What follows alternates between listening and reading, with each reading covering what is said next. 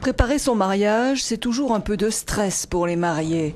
Mais pas pour Vincent et Bruno. Pour ce couple, avoir la tête occupée par les préparatifs a plutôt été un soulagement vu la focalisation médiatique que leur mariage a provoqué en France.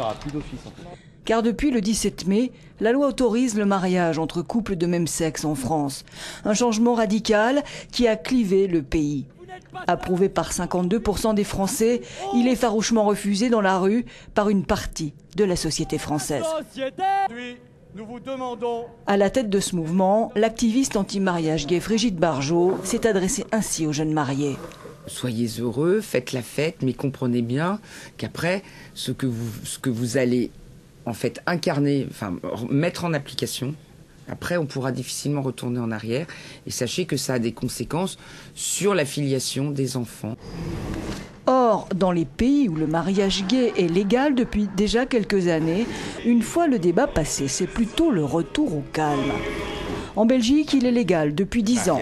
Le nombre de mariages homosexuels reste stable, 1 millier par an, cela représente 5% du nombre total de mariages. Et signe de banalisation, le taux des divorces entre homosexuels est à 20%, comme chez les hétéros.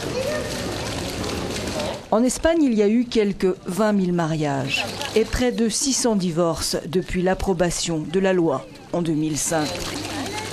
Une revendication qui s'étend à toujours plus de pays.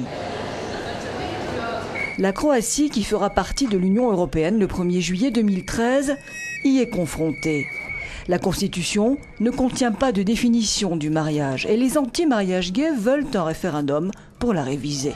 Les pros s'y opposent et réclament le droit au mariage pour les homosexuels. Mais dans certains pays, le seul acte de déployer un drapeau arc-en-ciel, c'est risqué. En Russie, seulement 1% de la population éprouve du respect pour les homosexuels, selon le sondage du centre de recherche Levada. Une hostilité que l'on retrouve en Ukraine et qu'ont bravé une centaine d'activistes le 25 mai en réussissant à manifester pour les droits des homosexuels pendant 40 minutes à Kiev. Une petite victoire dans la longue lutte contre la discrimination.